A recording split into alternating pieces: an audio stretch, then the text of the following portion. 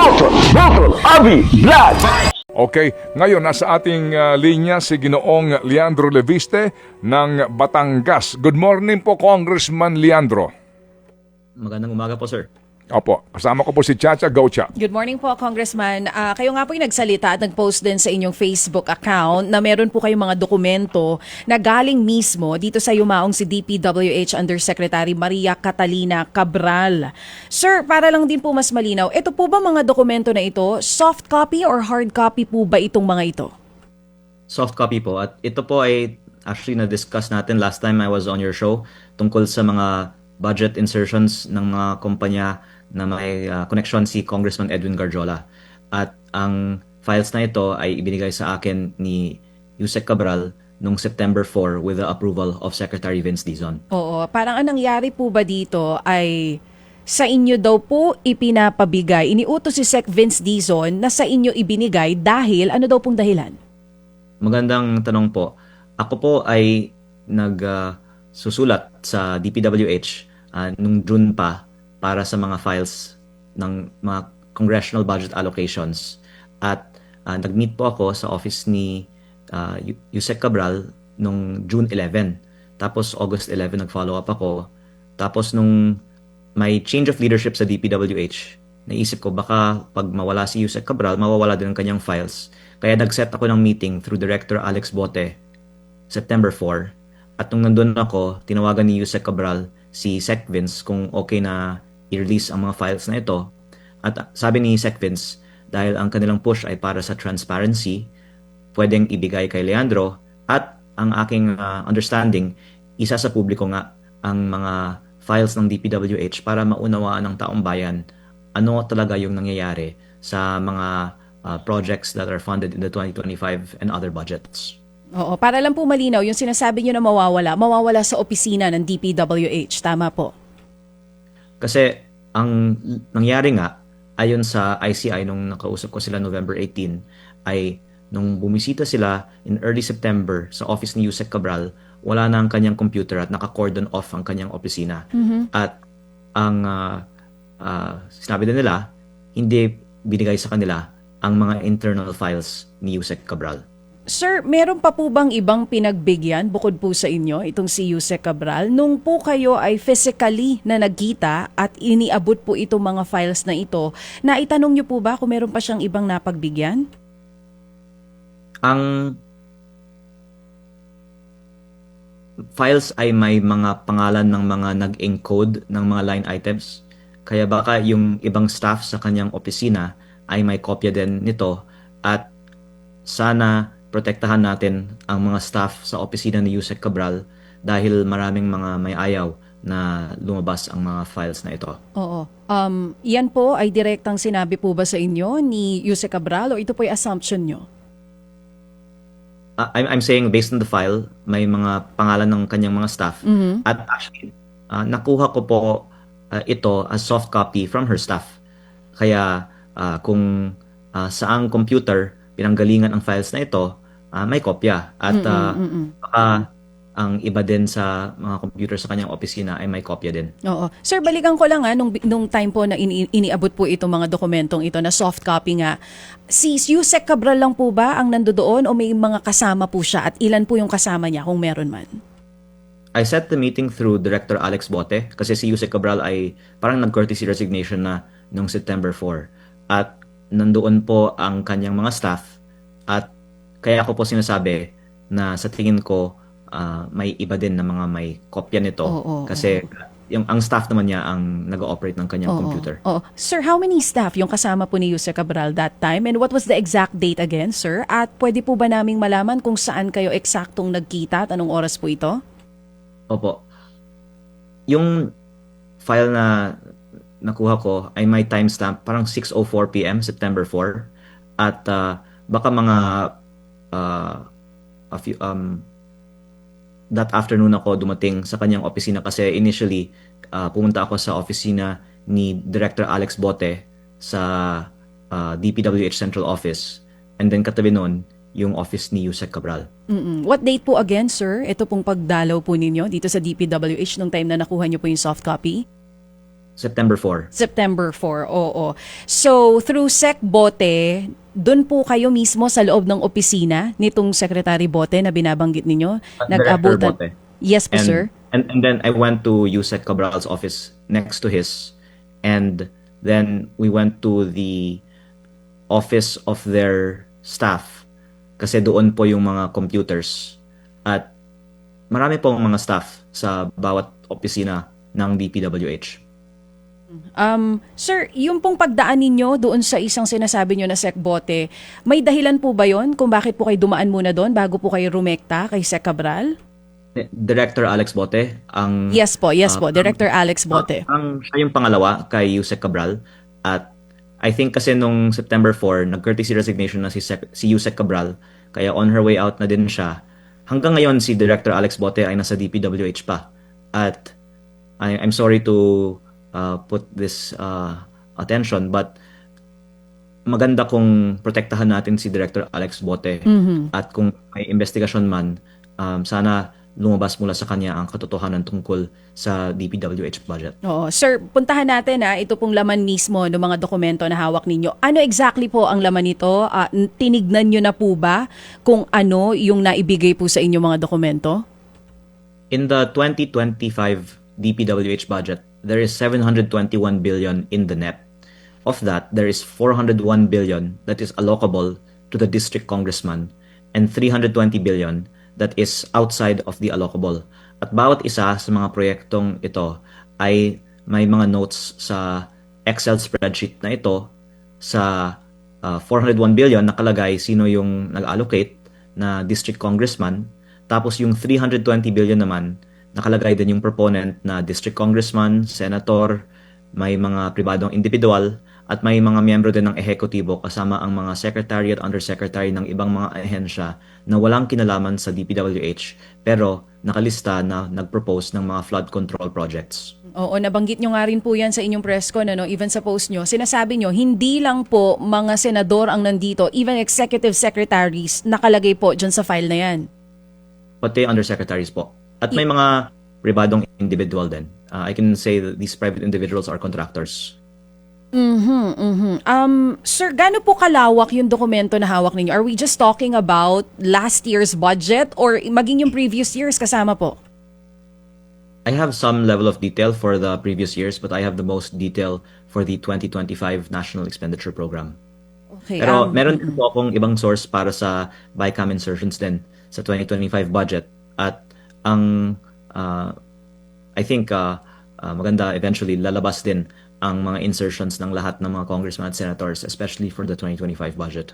Diyan po ba sa mga hawak ninyo at doon sa mga nagdaang pagdinig, meron po bang mga pangalan na nabanggit doon na nandyan din sa file ninyo? Opo, sabi ko nga na halos lahat ay nasa 2025 file at kahit yung mga hindi natin ini-expect na nasa executive ay nandito din sa 2025 file. Congressman, makasingit lang Cha, please.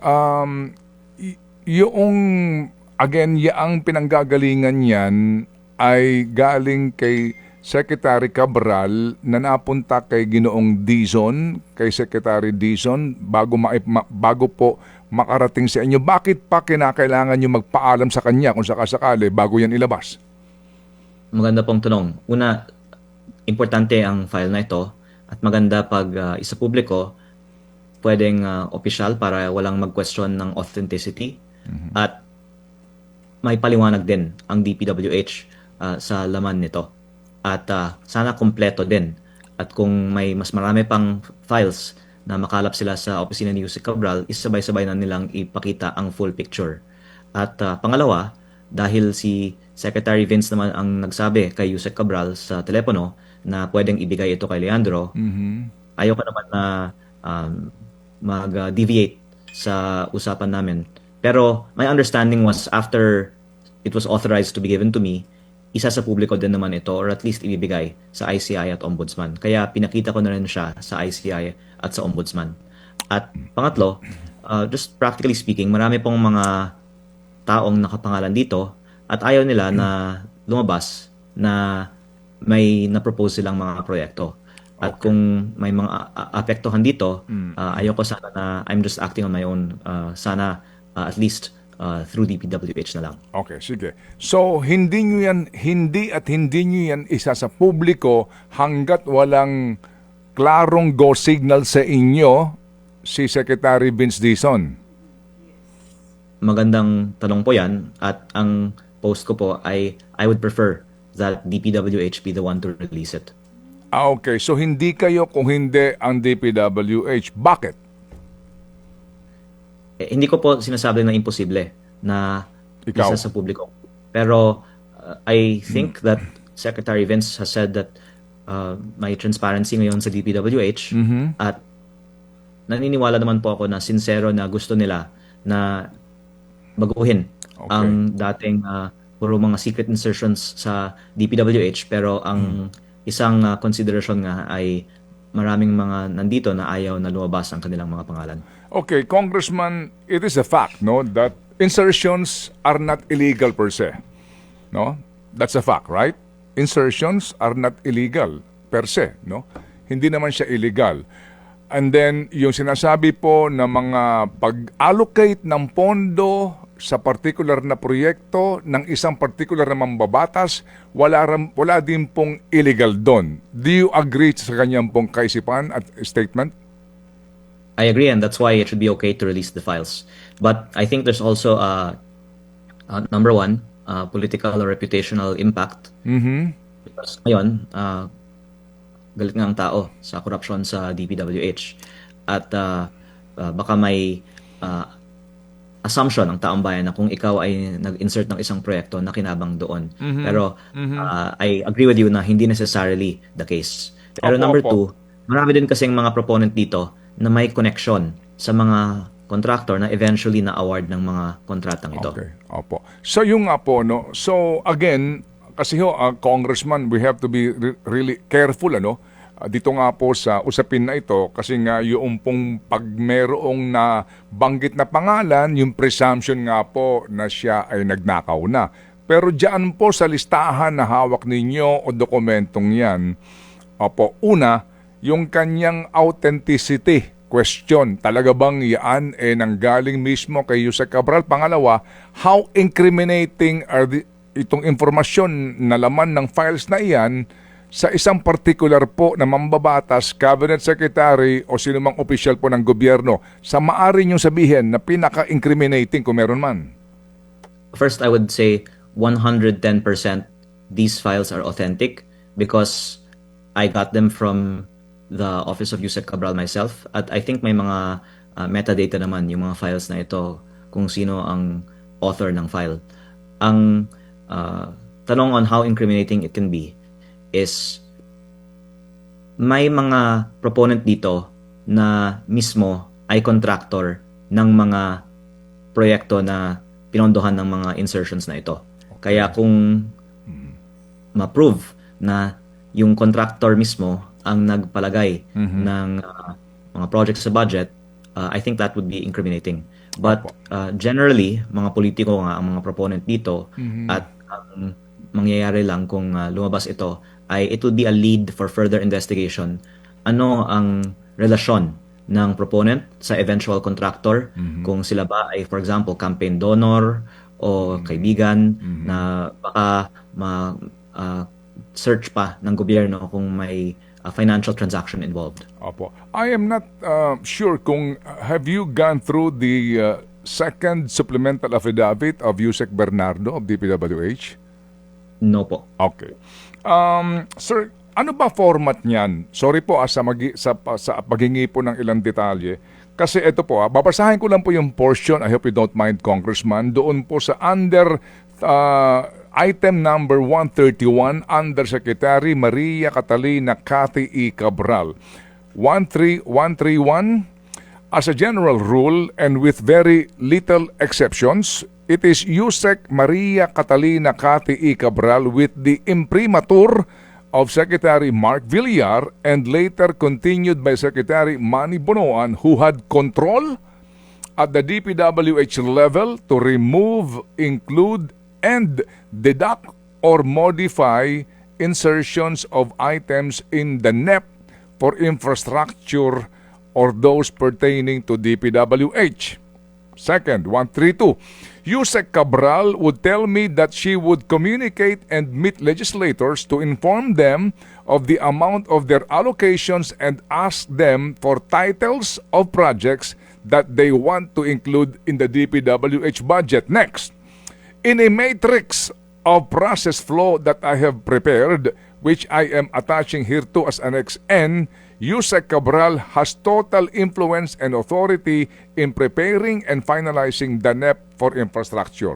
Okay, dyan muna ako. So meron siyang ginawa dito na attachment nga po, no? At nakalagay po dito nga yung sinasabi po na NEP preparation, etc. at saka yung intervention ng mga mambabatas.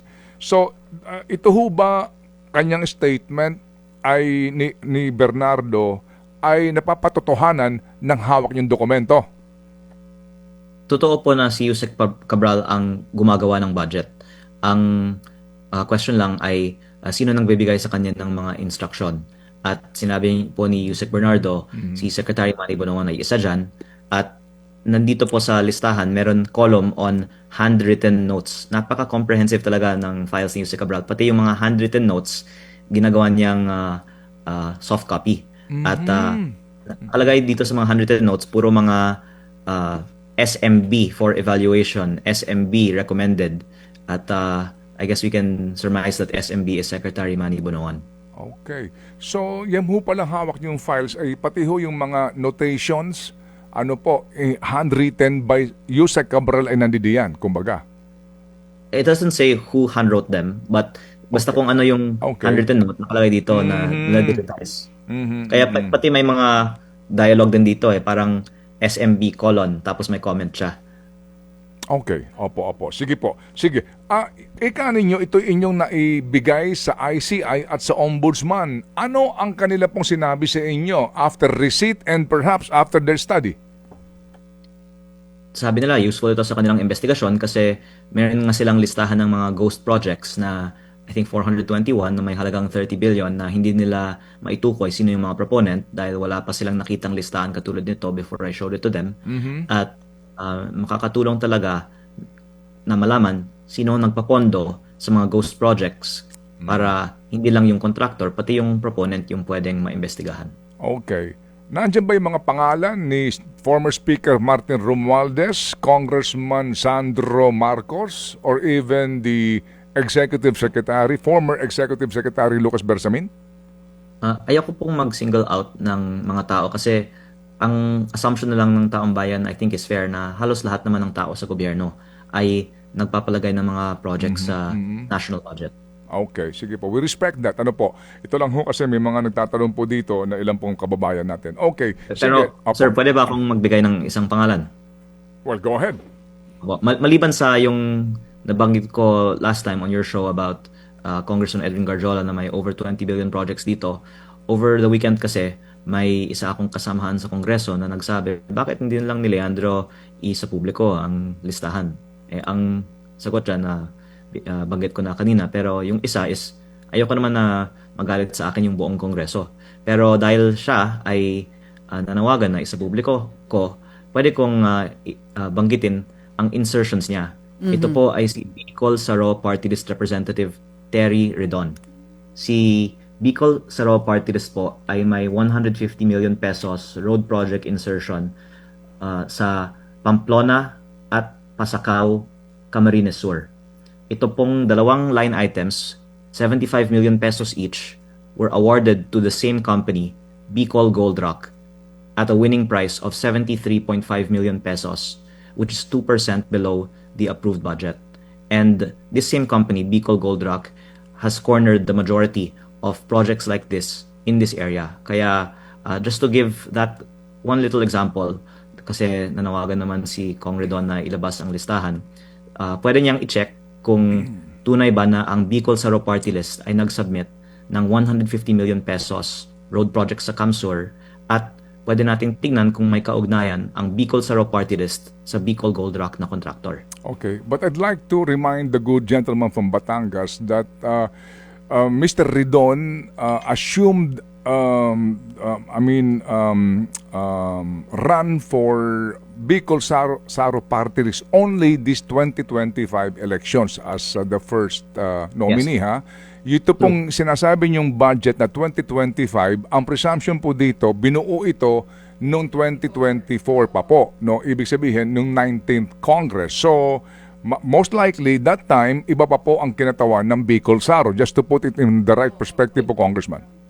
Yes, sir. At yung mga insertions naman ng party list ay hindi ng congressman necessarily, pero ng party list. Kaya Okay. ako po, I agree with you, binibigyan din ng perspective. Ito ang insertion ng party list. At Opo. para sa kaalaman ng inyong listeners, bawat party list sa Kongreso ay may 150 million pesos a year Opo. alokasyon sa DPWH budget. At Okay. sinasabi ko lang na ayon sa records, dito sa road projects ng CAMSUR, ang 2025 insertion ng Bicol Saro Party List na parehong na-award sa isang contractor. At yan ang example ng buong listahan na pwede natin ma-connect the dots ng mga proponents sa mga contractors. Yes, sir. O, kaninyo, no? Bicol, ako Bicol, I'm sorry.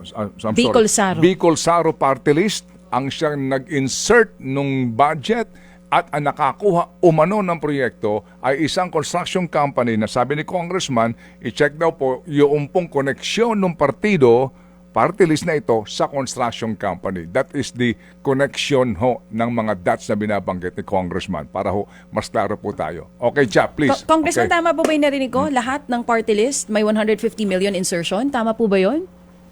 Yan yung basic allocation po, pero syempre may extra on top of that. At doon sa BICAM, isiniwalat din ni Congressman Toby Chanco na may mga iilang party list na billion-billion ang alokasyon. Okay. Congressman, meron pa po bang ibang mga pangalan dyan na nagulat kayo, nakasama po sila doon? Syempre yung mga pribadong individual kasi lalong walang dahilan na may mga contractor na opponent dito. At yung mga secretary at undersecretary na wala namang kaugnayan sa DPWH. Okay. Oo. Sige. Last na lang po sa akin. Congressman, kailan po yung tamang panahon sa pagsisiwalat po ng buong laman nitong hawak po ninyong files? Aabot po ba yan this year or depende po talaga sa magiging sagot ni Sec Vince or you will decide by your own na kung kailan itong tamang panahon na ito? Well, I will await Secretary Vince's response because I'm sure he will respond in some way. And I'm sure it will be very wise because we have to, I guess, weigh if we want to affect so many officials by releasing their insertions. And I think that this is something that will have a lot of bearing on a lot of people, especially in light of the tragedy of last Thursday with Yusek Cabral. Ayoko din na ako po mismo ay makaka-apekto emotionally sa maraming tao.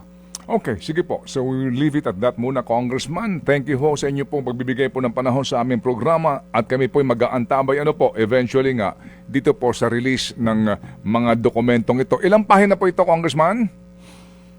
Excel spreadsheet po siya. At baka pwede kong sabihin na sa mga 17,000 Wow. plus ang mga line items sa isang tab. Pero parang mga 50 na mga tabs nito eh. Okay. Opo. Ganun po karami ito. Hundreds but- of pages po. Apo. Alam po namin kasi nga po ito po ay particular ho ng mga proyekto na nga po and then interestingly po yung mga proponents nga nito vis-a-vis sa mga winning bidders po ng naturang mga public works project and the corresponding comments, no? Mga endorsement or mga handwritten na mga komento sa bawat proyekto po ikaho ninyo. Okay, Congressman Leandro, muli po salamat po ng marami at maligayang bati po sa inyo ngayon pong panahong ito. Maraming salamat at maligayang Pasko po. Apo, thank you.